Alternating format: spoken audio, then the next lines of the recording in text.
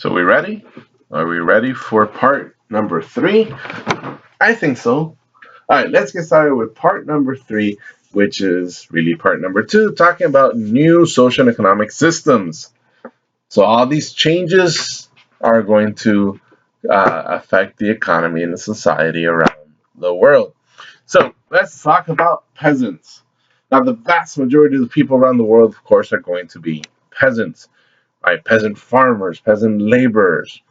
And this is going to remain. This is a continuity. There's not much of a change.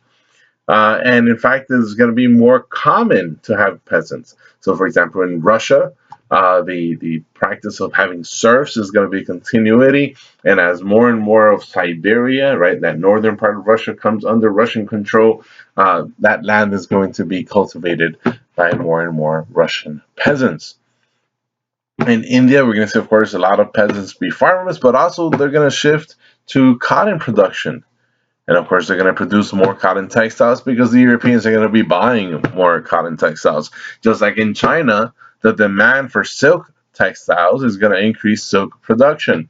So more and more peasants are going to drop being farmers and take on the position or the job of silk textile producing. Right, so here you see cotton, here we see the silk, here we see the frozen cold parts of Siberia. All right, slavery is going to be a continuity, right? Continuity to change, right? Because in Africa, slavery has always existed, and that traditional form of slavery was the more humane version, right? Where the slaves were considered property of the community or the tribe, and that over time they can, of course, become a member of the tribe. They can marry into a household. They can earn their freedom.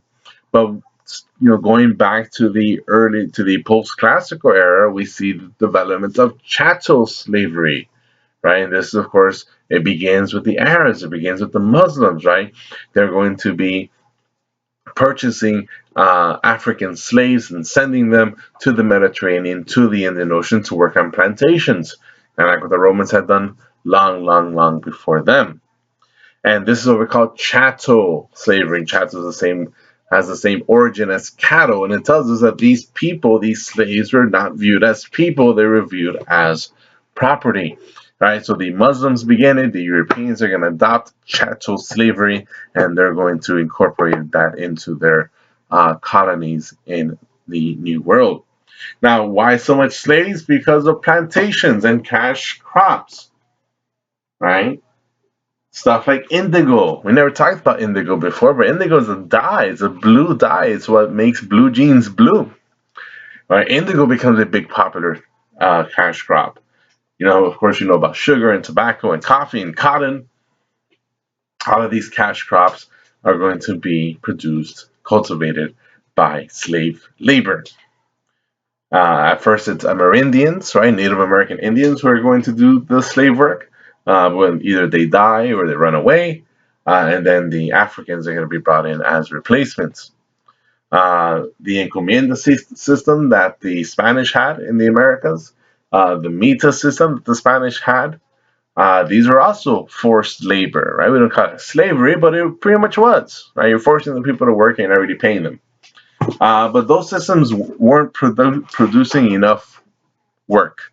It wasn't producing enough labor, and slave labor comes in to replace it. All right, and again, we see plantations, in the southern parts of the United States. We see plantations in the Americas, right, the Caribbean, Brazil, all over the place. And these colonial economies in the Americas, right, they all depended on forced labor. So chattel slavery, of course, being the dominant one in Caribbean and Brazil. Indentured servitude, remember that one? Indentured servants, people who sign a contract to come to the Americas, they work for a whole bunch of years, then they're free, and then they're given land. Well, while they're working for those years, they're not getting paid, right? And they're kind of forced to take the abuse. And if they, back out of their deal, they're going to get sold. So that's indentured servitude. That's in North America, right, in the British colonies.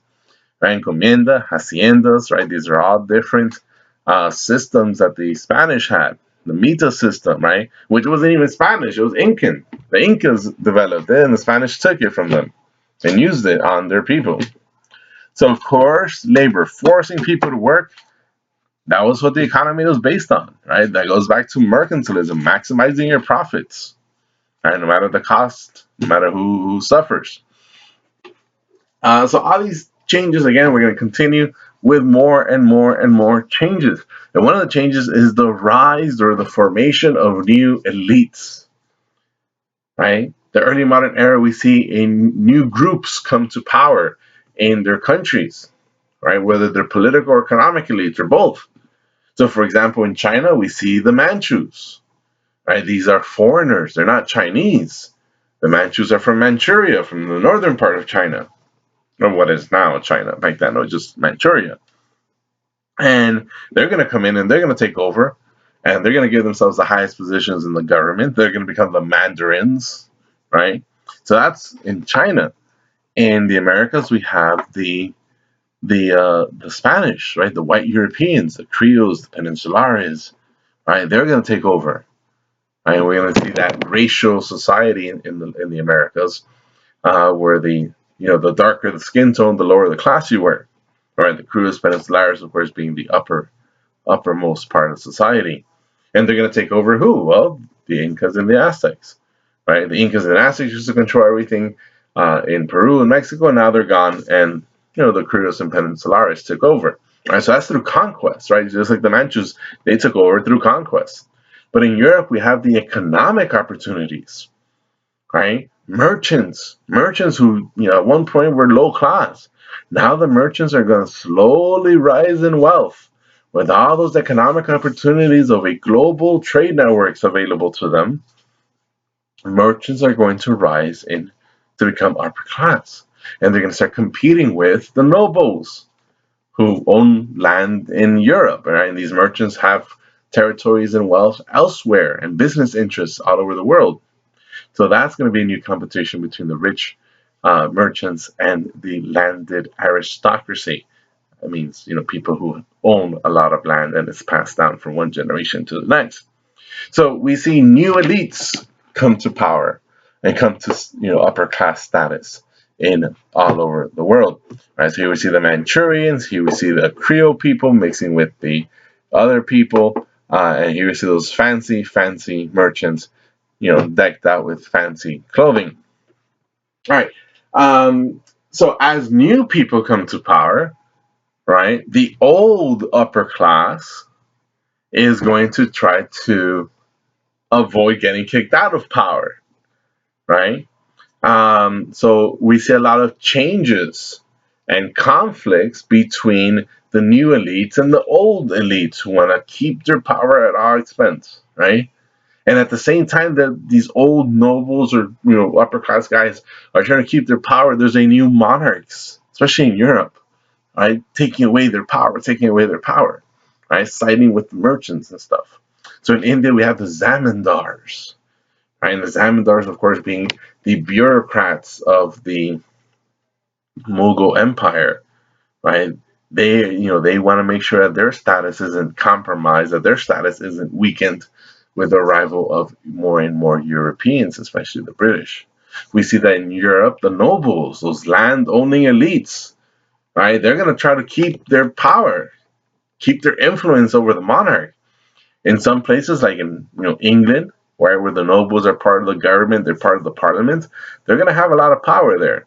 But in other places where we have more absolute monarchies, like France and Russia, right, the monarchs there are going to have a lot more power, and the nobles, right, are going to be much weakened. Right, the aristocracy is going to be much weakened. Same thing's going to happen in Japan, right, where the daimyos, which are the lords, right, they're going to lose power and influence, and they're going to have to give it up to the shogun, who has defeated them using guns. And so as we see that old feudal system that Japan and Europe had, as that goes away, right, other people come to power, right? Whether it's the shogun, the monarchs, the merchants, and the older power holders like the lords, the nobles, the daimyos, right? They're going to be at odds. They're going to be fighting one another all the time.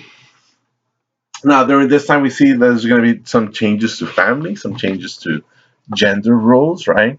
One of the most famous one, of course, is the increased popularity of polygamy in sub-Saharan Africa, which was not common until after the slave trade, right, where the slave trade created a gender imbalance.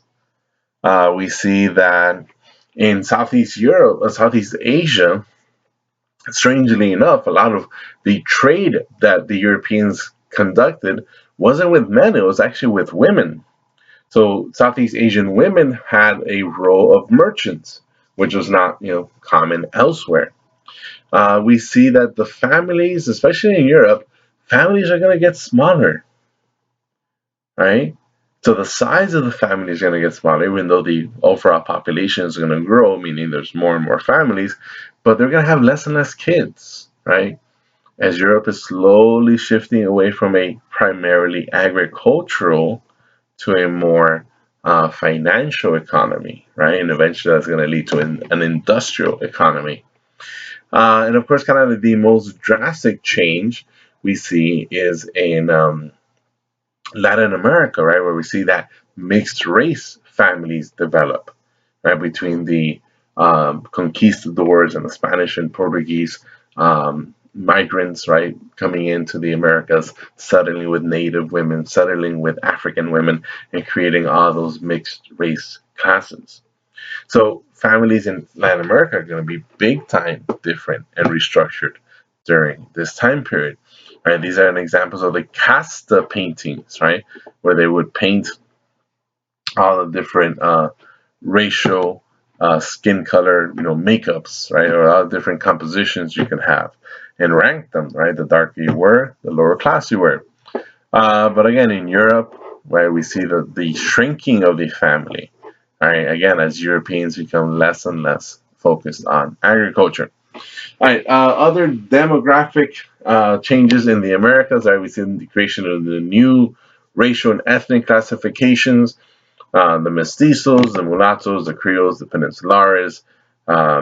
The mestizos and mulattoes, those would be your middle class. The creoles, peninsulares would be upper class. Natives and Africans would be your lowest of the low. Again, here's some of the casta paintings. Right, these are famous works of art. Right, mixing and matching um, all the different like possibilities, I guess, of blending different races together: African, Native, and European. And again, the darker you were, the more lower class you were considered in Latin America. All right, so I guess that is it for part number 3. Thank you for watching and listening and learning and all that good stuff. And I'll see you soon.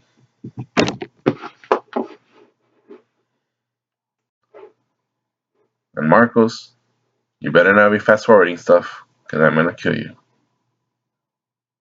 Seriously. I'm going to kill you.